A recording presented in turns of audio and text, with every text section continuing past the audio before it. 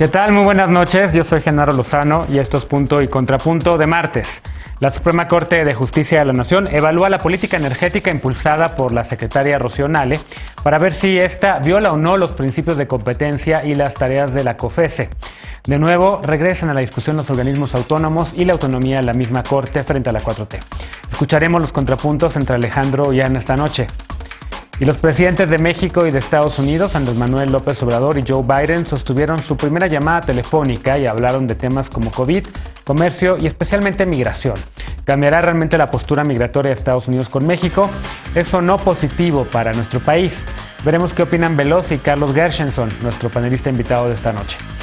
Somos oficialmente poco más de 126 millones de mexicanas y mexicanos y las mujeres son mayoría numérica, así como el catolicismo, la religión todavía más profesada en nuestro país.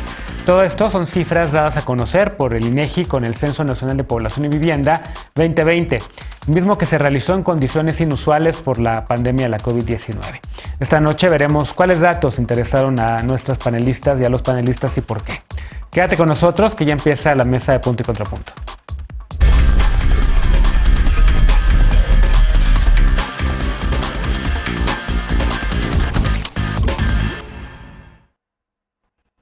En octubre del año pasado, la Suprema Corte de Justicia de la Nación aprobó por unanimidad la suspensión del acuerdo por el que se emitió la política de confiabilidad, seguridad, continuidad y calidad en el Sistema Eléctrico Nacional, publicado en mayo pasado por la Secretaría de Energía.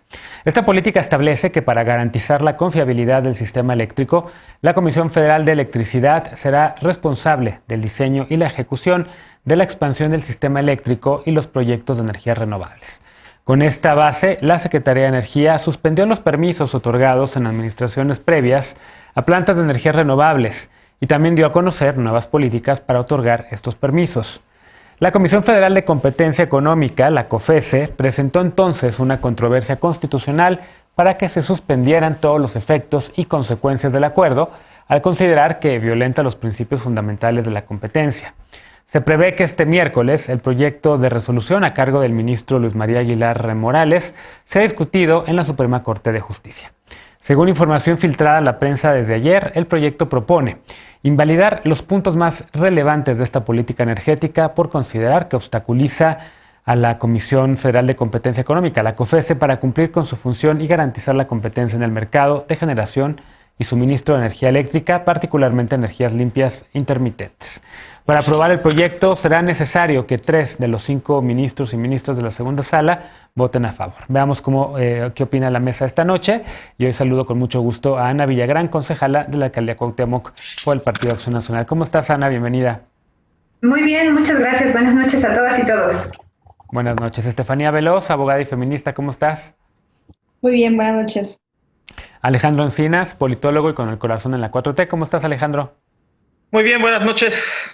Y nos acompaña esta noche Carlos Gershenson, él es investigador en la UNAM y también columnista del periódico Reforma. A ver, empiezo contigo, Alejandro. ¿Cómo ves este tema? Creo que, a ver, hay cosas como muy técnicas ahí a discutir, pero creo que otra vez vuelve a poner en el centro del debate lo de la autonomía de algunos organismos, a la autonomía misma de la Suprema Corte, como mencionaba al principio, porque pues hay quien dice que ya los organismos autónomos, el presidente López Obrador no los quiere desaparecer todos. Hay quien dice también que la Corte ya no es autónoma, sino que también es una Corte que está con la 4T. Yo no lo creo, pero ¿cómo lo ves tú? Bueno, yo creo que nadie puede estar en contra de las energías renovables. Creo que es una agenda mundial, es un compromiso que México suscribió en los acuerdos de París, pero tampoco las energías renovables pueden ser una patente de corso para que las empresas privadas lucren en detrimento del patrimonio público. Y nuevamente aquí estamos, como ha caracterizado el pasado, en un caso de corrupción en la asignación de contratos y de contratos leoninos. Efectivamente hay un tema muy técnico que, por ejemplo, el pico de demanda en el sector es de 49,000 watts. Esto ocurrió en julio de 2019. Sin embargo, la CRE, que es autónomo de todos menos de estas empresas, dio permisos por 132,000 watts. Es decir, hay más oferta que demanda. Otorgaron permisos de manera indiscriminada, sin planeación, y de lo que se trata es de ir poniendo orden en la casa. Hay que ver también que la CREA hay conflictos de interés y que el ex titular fue inhabilitado por 10 años porque favoreció permisos en beneficio de la empresa relacionada con un familiar. Entonces, lo que va a resolver la Corte no es cuestión menor. Yo creo que aquí hay una disyuntiva. Si el tema de la energía es un tema de interés público o de seguridad nacional, o si es meramente de regulación de mercados y de competencia económica. Yo diría nada más que reiterar que la energía limpia no tiene por qué ser sinónimo de negocios sucios y que el Estado también debe asumir la rectoría en este proceso y promover, como lo está haciendo, la rehabilitación de 60 presas hidroeléctricas que quedaron totalmente abandonadas por esta idea de estar comprando energía a privados. ¿Cómo lo ves, Ana? En efecto, dice Alejandro, pues parece ser que no es que alguien esté en específico en contra de las energías limpias, pero de repente resulta, y escuchamos al presidente, pues sí desconfiar de ellas, ¿no? Incluso grabar un video ahí en La Rumorosa y prácticamente hablando sobre, más que los beneficios, sobre todo lo que está mal en torno a ellas. ¿Cómo ves todo este tema? ¿Coincides con Alejandro o no? Contrapunto. No, exactamente, Genaro. Yo estoy pues a favor de las energías limpias, a favor del planeta y a favor de México. Entonces, pues no puedo estar a favor de Alejandro en este punto, porque justamente fue el 28 de marzo del 2015, fue el 28 de marzo, me parece, del año pasado, cuando escuchábamos al presidente como Sancho Panza, pues intentando combatir los molinos de viento que veíamos en la parte de atrás de su video, ¿no? Entonces sí hay alguien que está en contra de las energías limpias y es el presidente Andrés Manuel López Obrador. Con Felipe Calderón, les guste o no, nosotros íbamos en un buen camino justamente en estar promoviendo energías limpias para combatir algo clave y algo que está pasando, le guste a Trump, no le guste a Trump, le guste a AMLO, no le guste a AMLO, nos guste o no, lo aceptemos o no, el calentamiento global. Con Peña Nieto se estancó un poco y aquí en la Cuarta Transformación ni una sola vez en las mañaneras hemos escuchado al presidente posicionarse a favor de combatir el calentamiento global. ¿Y por qué? Porque el presidente sigue pensando en darle vida a las tecnologías de antaño, pues para sostener todo este tema discursivo de la Cuarta Transformación. Yo celebro de manera muy grata el posicionamiento del ministro Luis María Aguilar, justamente porque está señalando que se invadieron las facultades de la COFESE, discúlpenme, y que este acuerdo sobre la política, confiabilidad, seguridad, continuidad y calidad en el sistema eléctrico nacional de la CENER, pues no puede avanzar justamente porque no está enfocado a generar energías limpias intermitentes. Nuevamente digo, está muy bien la lucha de la Cuarta Transformación en cuanto a vencer toda la corrupción que puedan encontrar, la corrupción antigua y la corrupción actual, pero no a costa justamente de fortalecer áreas que ya no tendrían que fortalecerse, como son las energías de carbono. El tema aquí, pues el presidente ya lo sufrió, no se le fue la luz en plena mañanera, y no, la CFE ha intentado engañar a las y los mexicanos con boletines falsos. Entonces creo que es muy buen momento como para que se detengan a entender que lo que están intentando es un retroceso y lo que tenemos que apostar es sí controlar el tema de los contratos, totalmente a favor, pero no detener el cambio hacia las energías limpias intermitentes, porque aunque diga Alejandro que hay más oferta que demanda, pues discúlpame, la demanda en un mercado globalizado como esta se crea, no existe, no surge por generación espontánea, todos somos víctimas de la publicidad, de la mercadotecnia. La tendencia hacia los cambios allá se tiene que crear en el país y yo creo que si la 4T se detiene lo podemos lograr. Carlos, ¿cómo lo ves tú? Yo sé que también a ti te interesan estos temas, que más le sabes. Hay un conflicto ahí que parece pues que no se puede resolver entre lo que piensa el presidente, entre el uso de las energías hidrocarburos. El presidente está pensando en autoeficiencia energética, está pensando en que México sigue siendo, digamos, un país rico en crudo, cuando pues la realidad es que estamos viendo que cada vez es más difícil sacar ese crudo, no es un crudo de fácil extracción. Como que tiene esta desconfianza de energías limpias y ahora con esto de la COFESE pues, y la Suprema Corte vuelve a entrar el tema al debate. Sí, bueno, por distintos motivos la producción de Pemex ha ido bajando en años recientes y afortunadamente pues nuestra economía ya no depende tanto como dependía antes del petróleo. Digamos, en 2018 la exportación de México de petróleo fue menos del 3% de sus exportaciones, entonces pues digamos ha diversificado sus exportaciones, lo cual ha sido positivo. Pero también creo que es un poco contradictorio que por un lado se busque la autosuficiencia energética con proyectos como la refinería de Dos Bocas, que digamos yo estoy a favor de que podamos producir nuestra propia gasolina y no que tengamos que importarla. Si se favorece la generación eléctrica de hidrocarburos y no estamos produciendo lo suficientes para esa generación, pues vamos a volvernos más dependientes de el extranjero, ¿no? De donde estemos importando esas fuentes de energía. Y bueno, creo que el problema tiene que ver con la centralización. Podríamos decir que es natural que si pues tenemos una red eléctrica que es muy compleja y tiene muchos factores distribuidos, pues que la CFE, como otras dependencias de gobierno, pues quiera controlar, bueno, yo voy a manejar todo y entonces voy a poder resolver los problemas porque no me voy a poner de acuerdo con todos los privados, ¿no? Yo creo que no es justificación porque, por un lado, la CFE pues no tiene la complejidad requerida para manejar la complejidad del sistema eléctrico, y si se establecen reglas apropiadas, pues se puede evitar tanto la corrupción como las fallas en el sistema eléctrico, como la sobredemanda, y entonces más que de tajo cortar, ok, ya no va a haber inversión en energías renovables por privados, pues creo que sería más productivo para todos ver la manera en la que se cumpla la ley, que no haya corrupción, que haya confiabilidad en el sistema de generación, y pues para eso hay que sentarse en la mesa a discutir entre gobierno y las empresas, ¿no? Que simplemente digan, pues ahora yo voy a hacer todo y no escuchar a los demás, ¿no? Claro. Claro.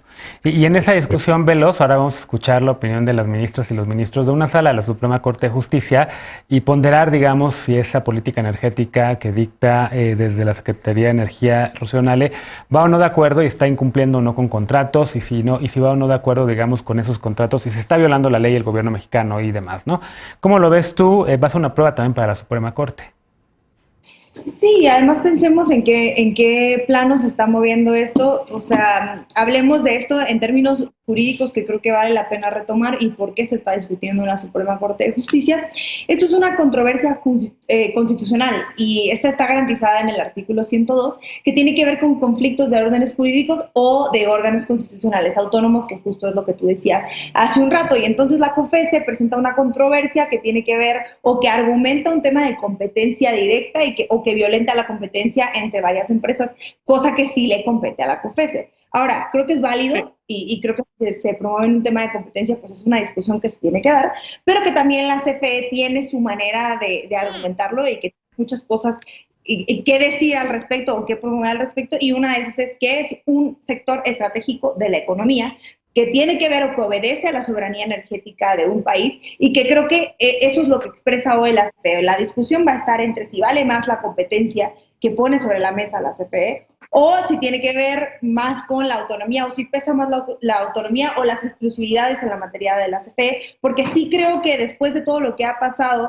sí vale la pena dar la discusión entre tendríamos que ponderar entre la soberanía o la competencia que puede tener que ver con privados y tal. A mí sí me parece que hay cosas que tienen que ver solamente con la CFE. Yo sí creo que hay exclusividades que le competen solamente a la CFE y que sí tendríamos que ver en el papel específico que ocupa, como decía mi compañero Alejandro Encinas hace un rato, en el papel que ocupa económicamente y el papel que ocupa como empresa del Estado.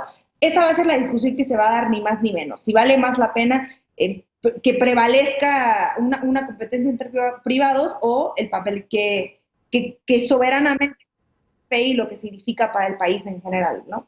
Claro. Ana, te vi levantando la mano, adelante. Sí, muchas gracias. Es que esta no es una discusión ni una pelea entre términos neoliberales. O sea, no se trata de soberanía, no se trata de competencia, se trata de una visión de gobierno de hacia dónde vamos justamente en el tema energético. Y lo que la Cuarta Transformación está ofreciendo es un retraso, porque ni siquiera están diciendo, vamos a quitar las energías limpias intermitentes del país, no solo porque al presidente no le gustan o no cree en ellas o no las entiende, sino simple y sencillamente porque somos un país que le puede dar energía eléctrica a todos las y los mexicanos sin intermitencias. Hemos visto que se les está cayendo el sistema y no saben cómo avanzar. No sé qué están haciendo allá adentro, pero se están equivocando o por lo menos se están mostrando muchos errores. Si la Cuarta Transformación fuera capaz de decir, nosotros vamos a tener nuestra propia energía, nuestra propia empresa estatal, como les gusta denominarlo, de energías limpias, entonces podríamos decir, entonces la COFECE no tiene ninguna tarea ni ninguna misión, pero el tema es que ni hacen bien lo de la energía energía eléctrica, ni quieren que otras empresas que sí tienen infraestructura y que ya habían invertido en el país, y recuerden que las inversiones no son los enemigos malos del presidente, son aquellos generadores de empleos que están poniendo su dinero en generar patrimonio aquí en el país. Esos generadores de empleos de energías limpias ya estaban aquí y ya íbamos avanzando en el camino. Les digo, la prioridad es detener el calentamiento global. Si el presidente no lo entiende o no lo menciona en las mañaneras, no quiere decir que no exista. Bien, vi a Veloz queriendo hacer el contrapunto. Adelante, Veloz, y creo que también Alejandro, a ver si nos da tiempo todavía el otro punto de Alejandro. Adelante. Estamos confundiendo en el debate. Nosotros estamos hablando de la Suprema Corte de Justicia y de la discusión que se está dando, que rebasa supuestos o no del presidente a favor de la energía.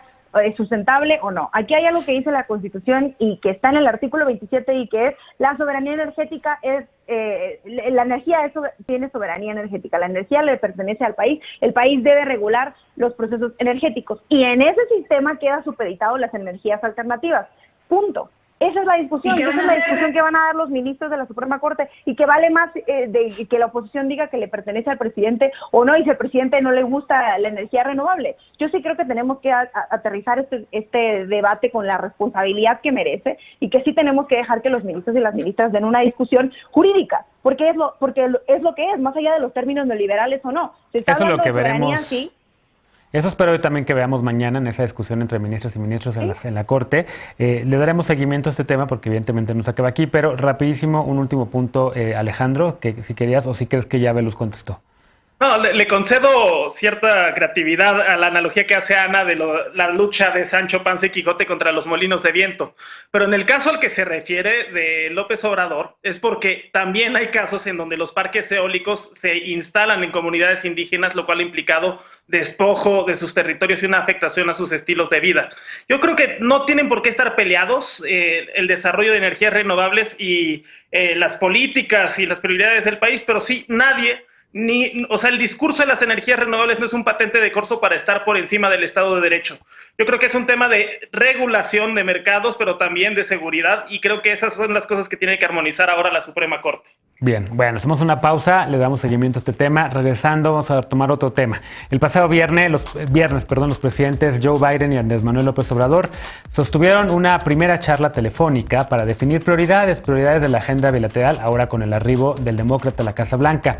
Hablaron de una acción más coordinada para combatir la pandemia de COVID-19 y sobre todo hablaron de los planes que tienen para frenar las caravanas de inmigrantes de Centroamérica y sobre la política migratoria de ambos países. Volvemos con este tema punto y contrapunto, no te vayas.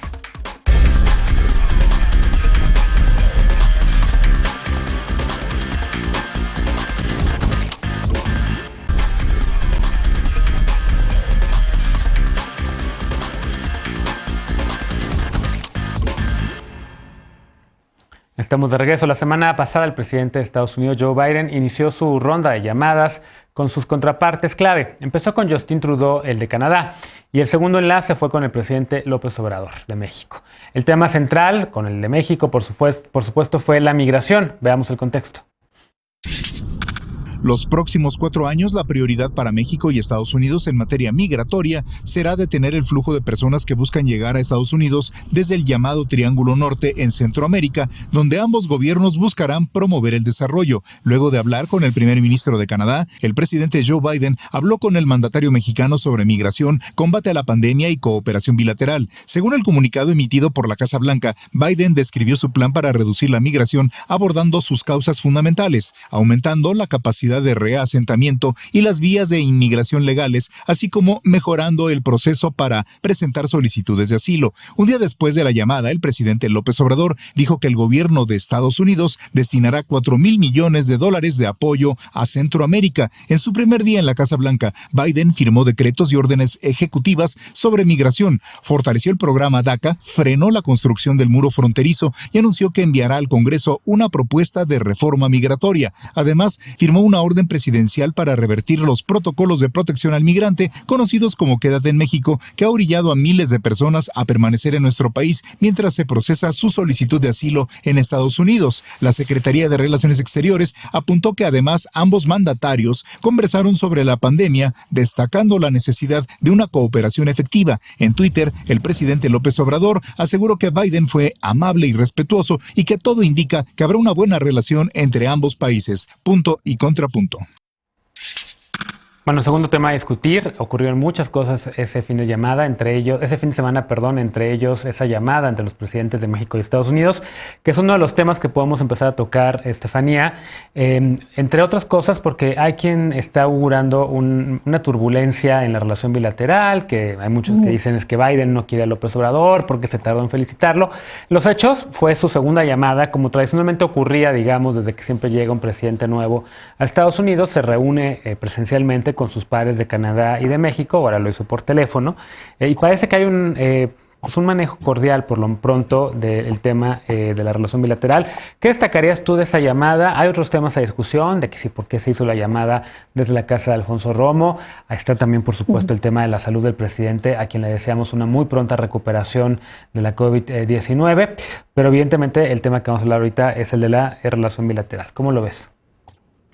Sí, a ver, yo creo que hay gente que está augurando que vaya mal esta relación, pero ya ha quedado claro por parte de la administración de Biden y por parte del equipo del presidente Andrés Manuel López Obrador que no es así y que en realidad ha sido una relación cordial, como tú mencionabas, buena, que tiene que ver con cooperación y que tiene que ver con una visión de la migración desde un desarrollo regional, y creo que eso es esta nueva oleada que se viene de la caravana migrante, que es un tema que le urge al presidente Biden.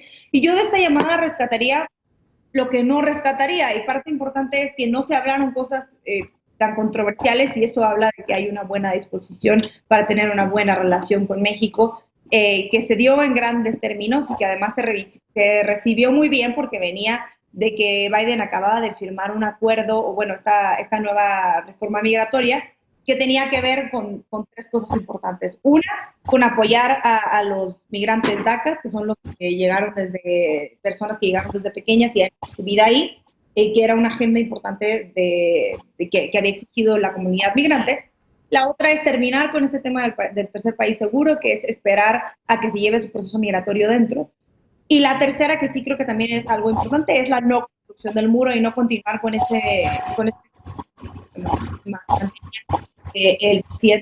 expresidente Trump. Y yo creo que eso es algo importante. Definitivamente se da esta relación en una manera bilateral tranquila, que creo que también obedece a la nueva postura y a la nueva visión que tiene de hacer política Biden también, que cambia ese intervencionismo constante en México, que deja de ver a México como este patio donde se podían hacer muchas cosas y que nos podía costar entre la iniciativa Mérida y el Rápido y Furioso. Sí creo que Biden viene con una idea distinta y que se encontró muy bien con la del presidente. Yo no descartaría que esto levantara muchas cejas, porque en el proceso lo que vamos a ver es una gran relación entre estos dos presidentes, que sí puede escapar ese tema de que si tienen química o no, que sí. Yo sí creo que la relación con Biden va a ser mucho más institucional, sin duda, porque Biden es un hombre mucho más institucional, como será su presidencia también, y creo que así va a ser la relación con México. A mí me parece que fue una gran llamada, una gran noticia, y bueno, respecto a lo que tú decías de Romo, pues un poco es lo que decía el presidente, ¿no? Estábamos en Monterrey, nos agarró la llamada, había que hacerla en algún lugar, y bueno, pues ahí fue un lugar seguro para hacerla. Pero yo diría eso, fuera de eso, me parece que está desmontando todas estas esta mala prensa que le quisieron hacer al presidente, que estaban muy preocupados en Estados Unidos porque el presidente no lo había felicitado, que estaban muy preocupados por todas sus cosas. No, en realidad Estados Unidos quiere tener una buena relación con el presidente, y el presidente Andrés Manuel López también, y así va a ser, y creo que ya nos quedó claro, y que esto sirva para dejar claro que así va a ser la relación bilateral, ¿no? ¿Cómo lo ves, Carlos? ¿Qué destacarías de esta llamada? ¿Qué destacarías de este primer encuentro? ¿Hay algo que te preocupe en el horizonte en la relación bilateral? Está también, hay quien dice que uno de los desencuentros, que va a haber, digamos, coincidencias en materia migratoria, sobre todo porque a Biden le interesa el desarrollo de Centroamérica, y hay quien piensa que puede haber desencuentros en cosas como política energética, ¿no? ¿Cómo lo ves tú? Sí, pues bueno, para empezar yo creo que a nadie le conviene pelearse, ¿no? Entonces eso explica la cordialidad, digamos, aunque puedan tener diferencias en sus agendas y en sus visiones políticas, que de hecho, pues yo creo que la agenda de Biden es más benéfica para México que la que traía Trump, pues se busca tener buena relación con los vecinos, ¿no? Digamos, si en algún momento pues va a haber algún intento de, pues, no sé, mejorar las situaciones del Tratado de Libre Comercio, o no, pues eso lo veremos. Yo creo que pues Biden tiene suficientes problemas en su propio país como para empezar a cambiar radicalmente la relación que tiene con México. Sobre la pandemia, pues tal vez sería un buen momento para que nosotros también cambiáramos la estrategia, porque Estados Unidos pues está cambiando radicalmente la inacción que había con el gobierno anterior, y sería valioso que hubiese una coordinación, porque digamos, el día que entró Biden pues empezó a exigir cierto control en las fronteras, pues para reducir la probabilidad de que haya contagios por personas que llegan del extranjero. Y pues nuestro control de fronteras es pues mínimos, y no es que inexistente. De hecho, éramos de los pocos países que siguió dejando entrar estadounidenses cuando pues la probabilidad de que vinieran infectados era muy, muy alta, ¿no? Entonces, si queremos reducir los casos, pues en México tenemos que cuidar que no nos lleguen de otros países, especialmente con las nuevas variantes.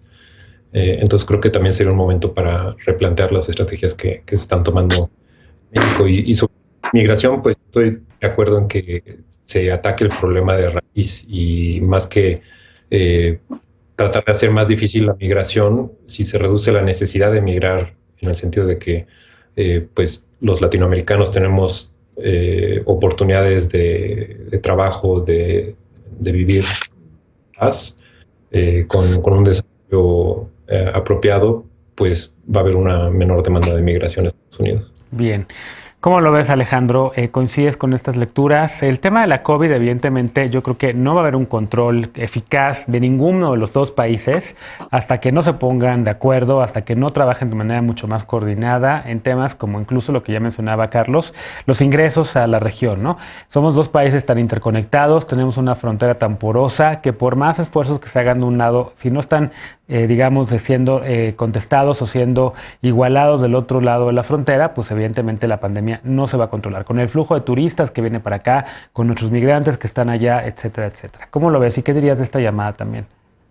Bueno, yo diría que durante mucho tiempo muchos columnistas aquí en México estuvieron empeñados en hacer creer que los desaires y los tropiezos de López Obrador eran un mal augurio para el inicio de la relación con el presidente en ese entonces electo, Joe Biden, y que esta llamada no hace otra cosa que desmentir esas creencias, esos juicios, y pues darnos cuenta de que el presidente Biden y su equipo no estaban al pendiente de lo que se publicaba aquí en México.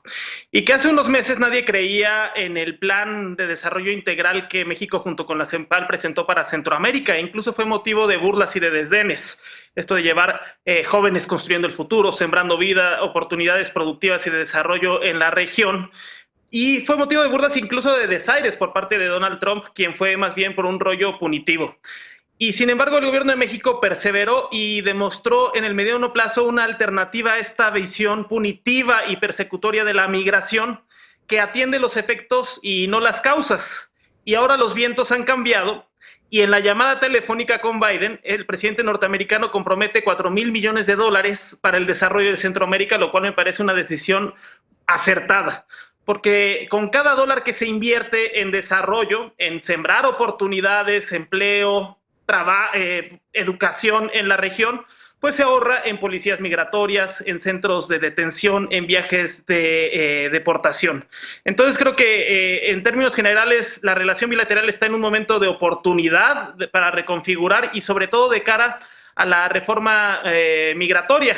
Yo el programa pasado estaba comentando que no solamente se trata de un motivo ético, sino también estratégico y político en Estados Unidos. Los latinos ya son en este momento la minoría con más peso electoral. En Estados Unidos votaron en 2020 32 millones de personas de origen latina, y el Pew Research Center está estimando que para las próximas elecciones serán 36 millones.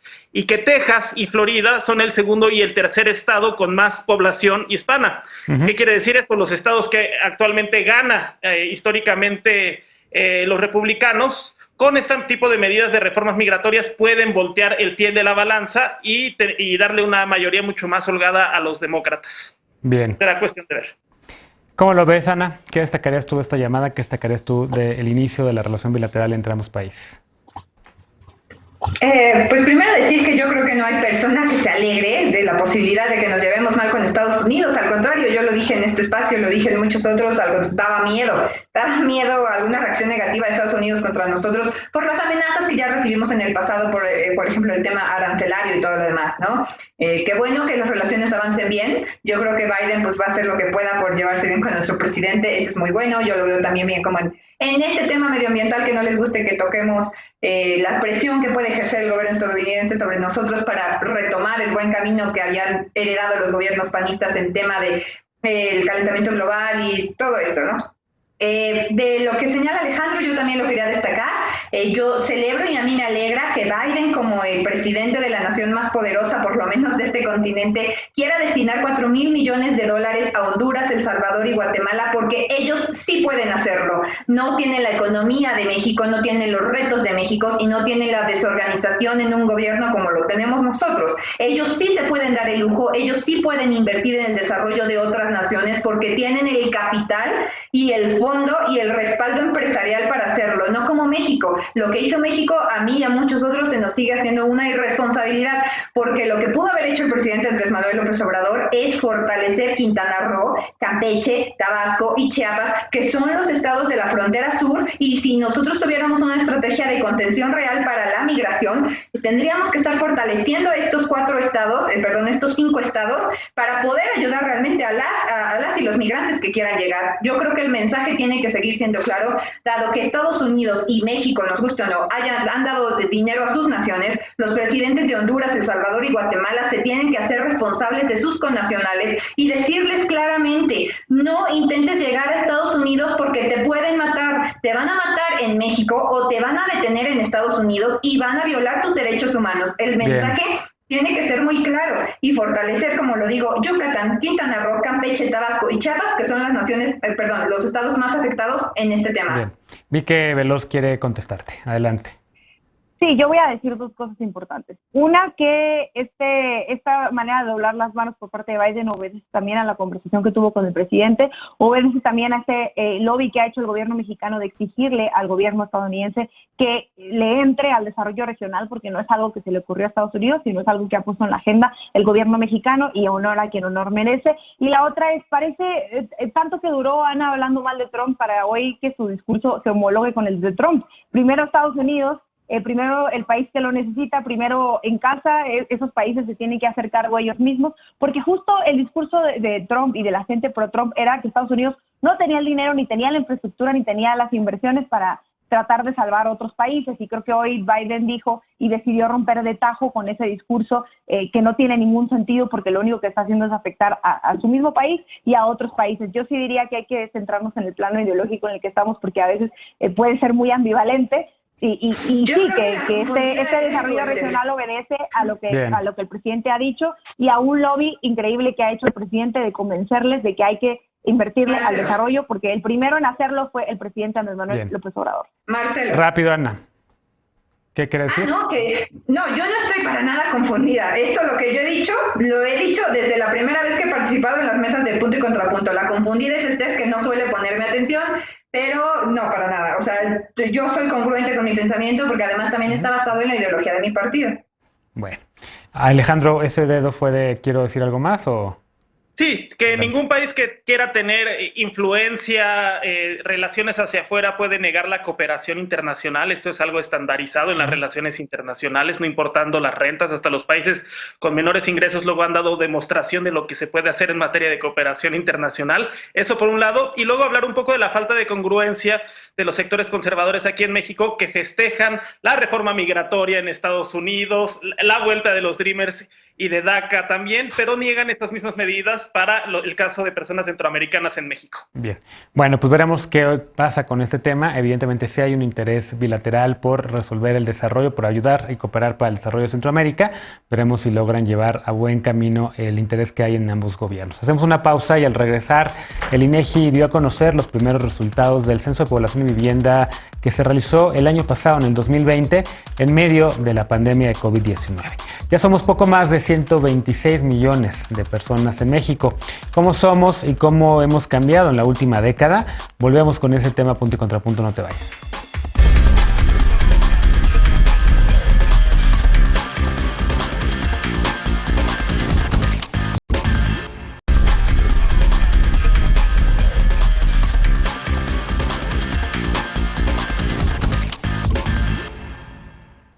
Estamos de regreso a un punto y contrapunto. En 10 años la población en nuestro país creció 12%.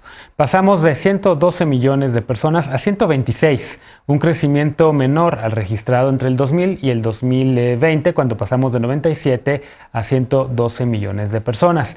Ayer, durante la presentación del Censo de Población y Vivienda, se informó que de continuar este ritmo de crecimiento, la población mexicana se duplicará en 58 años. Este fue un censo atípico. Atípico porque se terminó en plena pandemia. Fue el primero en el que se usaron dispositivos móviles para aplicar los cuestionarios, combinado con captura de información en Internet y con entrevistas telefónicas. Veamos el contexto. México aún se considera un país mayoritariamente joven. La edad mediana es de 29 años, 3 más que en 2010. 51% de los 126 millones de personas que viven en México se identifican como mujeres, misma proporción que hace una década. La variación se registra en el número de hijos. En el 2000, el promedio era de 2.3, en 2020 de 2.1, mientras que la tasa de participación económica de las mujeres aumentó 15 puntos porcentuales en la última década. Estos son algunos de los resultados arrojados por el Censo de Población y Vivienda 2020. El 2% de la población se identifica como afromexicana o afrodescendiente. La población de habla indígena bajó del 6.6 al 6.1%. La población católica aumentó 5 puntos porcentuales, la evangélica 3.7 y las personas sin religión 3.4. El analfabetismo se redujo del 6.9 a 4.7% y el grado promedio de escolaridad pasó de 8.6 a 9.7 años. El 16% tiene alguna limitación, discapacidad o condición mental. En las 35 millones de viviendas particulares censadas, el promedio de ocupantes pasó de 3.9 en 2010 a 3.6. La calidad de las viviendas también mejoró. En 2010 el 13% tenía piso de tierra y en 2020 solo el 3%. 87% tiene acceso a teléfonos celulares y el 52% a Internet. Punto y contrapunto. Bueno, tercer y último tema a discutir. Esto creo que no creo que haya mucho debate, simplemente es destacar, en primer lugar, la labor tan profesional que siempre hace el INEGI para recabar todos estos datos, y por cierto le mando un saludo. No me acuerdo de su nombre, de la chica encuestadora, la joven encuestadora que llegó a mi casa el año pasado a principios de la pandemia y a la que le respondí. A mí se me emociona mucho y me emocionaba mucho recibir siempre el personal del INEGI y poder platicar sobre pues datos de con quién vivo, en dónde vivo, etcétera, y creo que a mucha gente en general también. ¿Qué destacarías, Carlos, de estos datos? ¿Qué viste interesante? ¿Hay cambios metodológicos? No lo sé. ¿Qué cambios demográficos te gustaría destacar? Sí, pues creo que los cambios que se han observado son naturales, en el sentido de que es como que la misma trayectoria que muchos otros países van siguiendo en su desarrollo.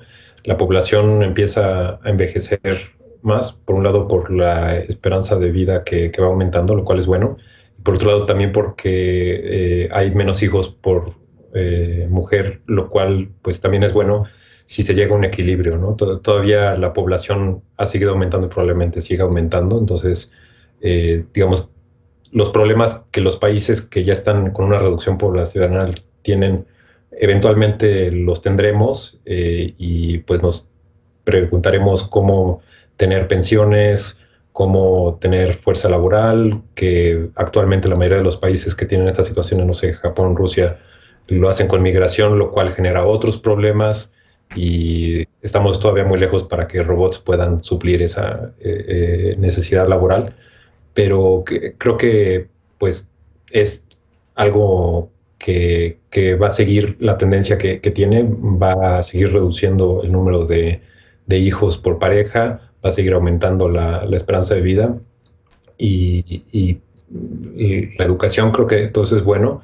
Un dato que a mí me llama la atención es que 1 de cada 6 tiene una condición mental y a pesar de que pues es tan prevalente, muy probablemente sea todavía mayor, ¿no? Porque pues estos son los casos que se han diagnosticado. Probablemente sea mayor. En otros países puede haber, no sé, 30% más de la población que tiene alguna condición mental. pues es algo de lo que se habla muy poco, todavía hay mucha estigmatización, y también se ha dicho mucho que pues después de la pandemia o durante la pandemia, pues este porcentaje está aumentando, ¿no? Y supongamos que va a aumentar más. Entonces creo que es algo para lo que nos tenemos que preparar pues ya y en los próximos meses, cómo atender estas necesidades de salud mental y pues de una manera pues sin discriminar. Así es. Tienes toda la razón, tema importantísimo el tema de salud mental. Tema también que vimos y vamos viendo también en estos datos que demuestra el INEGI, Ana, la población de México ya sigue siendo joven, 29 años en promedio, pero hace apenas 10 años, creo que eran 21 años, ¿no? Estamos empezando a convertirnos en una población pues más madura, seguramente el próximo censo estará en los 30 y pico. ¿Cómo lo ves? ¿Qué destacas de estos datos? Y por cierto también de esta transición que habrá en el INEGI ahora con la llegada también, por supuesto, de Graciela Márquez. Pues no sé si más madura, pero sí más vieja.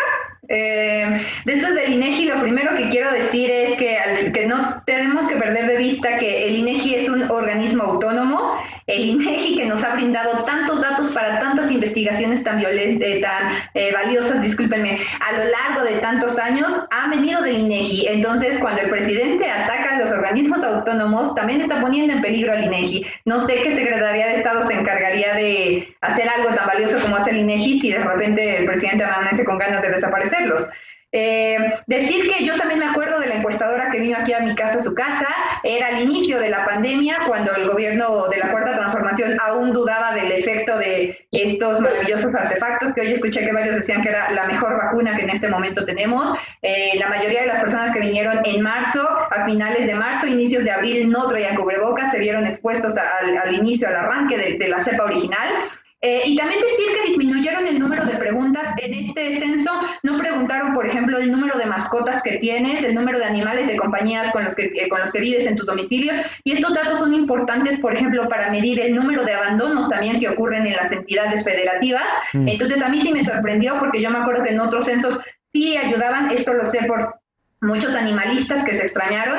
Del tema que decías de la edad, querido Genaro, a mí me gusta que, bueno, de los 126.014.024 habitantes que somos en el país, 40.642.613 tenemos un rango de edad entre los 15 y los 34 millones, lo que tiene, 15 y 34 años de edad, lo que tiene que ser como algo muy significativo para que los partidos políticos estén poniendo mucha atención en el tema de los jóvenes, en el tema del desarrollo de la juventud en el país, y no solo utilizándolos como botín electoral porque tienen un pequeño apoyo social, sino en el tema de qué país le está dejando la Cuarta Transformación o qué país le están dejando los partidos políticos con sus aportaciones o sus errores a los jóvenes de México. También algo a destacar es que de los 126 millones, solo 16 millones tienen licenciatura, lo que a mí se me hizo bajísimo. Igual de esos 126 millones, solo 21 millones tienen prepa o bachillerato, lo que quiere decir que nuevamente como país no le estamos apostando a la preparación educativa de las y los mexicanos.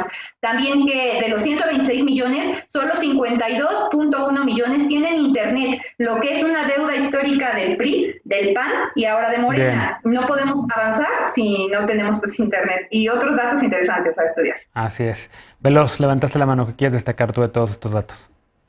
Sí, algo creo doloroso y que vale la pena mencionar en este tema de la generación y de la edad y de la juventud, y que creo que eso sí es una deuda histórica y que creo que eso sí hay que hablarlo, y que antes de hablar de qué país nos va a dejar la 4T a los jóvenes hay que hablar de qué país nos dejó el PAN a los jóvenes. 79.4% de las víctimas de la guerra contra el narco eran del bono demográfico. Del total de las personas que fueron asesinadas en el 2006 al 2012, más de 100.000 eran hombres de entre 15 y 59 años, es decir, la edad reproductiva.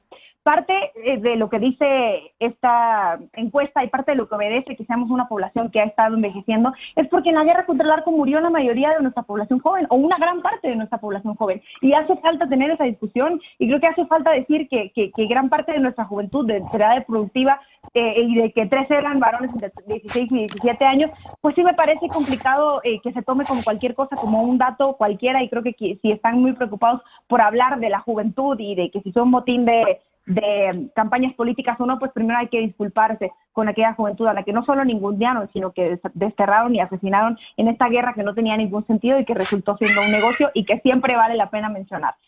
Fuera de eso, también yo mencionaría, o bueno, aunado a esto, que 64 millones de personas en México son mujeres y que ya somos más de la mitad de la población y que somos aproximadamente 3 millones más de mujeres que hombres. Y vale la pena porque ahora ya no estamos hablando de los derechos que tenga la mitad de la población, estamos hablando de la mayoría de la población a la que no se les respetan sus derechos, a la que están matando al por mayor, a la que asesinan 11 mujeres aproximadamente, 11 mujeres al día. La mitad de la población o más de la mitad de la población gana menos que los hombres y sí es una cifra que vale la pena mencionar también porque creo que ya basta de tener esta discusión de que somos minoría y de que hay que respetar los derechos de las minorías, porque hoy ya no somos minoría, somos mayoría y somos más que los hombres. Y nada más en el tema de la minoría, vale mucho la pena mencionar de este proceso que se haya tomado en cuenta a las personas que se identifican como afrodescendientes, que hoy son 2 millones y que creo que en el futuro tendrán que ser más, y que esas sí son las minorías que hay que tomar en cuenta, que ya hay que aceptar a México como un país plural, pluricultural y que tiene afrodescendientes a los que tampoco se les respetan sus derechos, que están relegados y que no se les ha dado un momento para congregarse entre comunidad, y yo creo que vale mucho la pena y que este es un esfuerzo en el que se han recogido identidades como en ninguno y que espero que siga pasando esto en el INEGI y entre otros censos, ¿no? Bien, justo mira, acabo de encontrar la foto de cuando me visitó la encuestadora, Jennifer, a quien le mando un saludo, Jennifer Montserrat, y en efecto me preguntó, y lo puse en Twitter, sobre el tema de la afrodescendencia, primera vez que se preguntó en México sobre este tema. También se preguntaba, y este tema también a Carlos Fedoro le interesa, sobre el tema del medio de transporte, si se utilizaba o no la bicicleta. Quitaron en efecto, Ana, el tema de mascotas y no han incluido todavía una pregunta sobre orientación sexual que muchas personas hemos tratado de incorporar al censo desde hace años. Finalmente, Alejandro, para ti tienes oportunidad de cerrar este bloque. No, pues comparto el entusiasmo de cada uno de ustedes. Es este momento periódico en donde podemos entrever la anatomía de una sociedad. Estas preguntas de quiénes somos, cuántos somos, qué hacemos, a qué nos dedicamos, pues han estado íntimamente ligadas con la historia de la humanidad, cuando menos desde que se construyeron las pirámides y ya se comenzaba a censar la población económicamente activa y disponible para ello. Yo resaltaría 4 puntos, hay que escarbar más en el censo, pero el primero es que se desacelera el ritmo del crecimiento poblacional. Ese es un tema con fuertes consecuencias que está acompañado de la segunda observación, que estamos llegando ya al tope de nuestra bonanza demográfica, y una vez que lleguemos a la cumbre, ahí ya se va a invertir la relación, va a comenzar a invertirse la relación y habrá más población económicamente dependiente, que son niños y personas mayores, que población económicamente activa, lo cual va a representar un inmenso desafío para el sistema de retiros, con la ampliación de la edad de la esperanza de vida. Eso también creo que tendrá que replantear muchas de las mecánicas en el mundo del trabajo, seriamente desafiante, sobre todo para cuando mi generación y las que nos sucedan envejezcan. La otra es que México ya no es un país completamente católico, cada vez hay más evangelistas, 14 millones, y también mucha gente que no profesa ya religión, 1 de cada 10 mexicanos. Y el último tema que me llamó mucho la atención es el de la conectividad. Cada vez, esto es sorprendente, hay menos mexicanos que en 2010 con televisión, un aparato de radio y con un teléfono fijo, y en cambio 9 de cada 10 mexicanos cuentan con celular y 52% de los hogares con acceso a internet. Así que qué bueno que también nos pueden ver en Punto y Contrapunto en redes sociales, en YouTube y en Spotify. Muy bien, pues bueno, de nueva cuenta, un saludo a Jennifer, quien por cierto ve mucho este programa, encuestadora del INEGI, y a todas las personas que participaron en ese enorme esfuerzo para tener una radiografía de cómo estamos en este 2020, qué tipo de país somos, gracias a encuestadoras y los encuestadores del INEGI. Hacemos una pausa y al regresar nos despedimos de las y los panelistas de esta noche y con la paparrucha, así que no te vayas.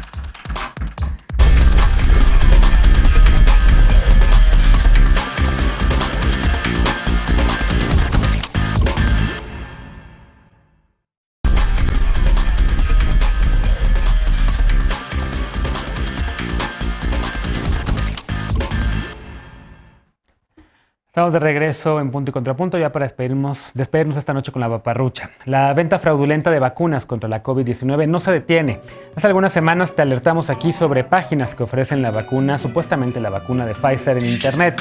Ahora la Comisión Federal para la Protección contra Riesgos Sanitarios, la COFEPRIS, acaba de alertar sobre otro fraude, la oferta de la vacuna desarrollada por la farmacéutica Moderna. En ambos casos es un fraude.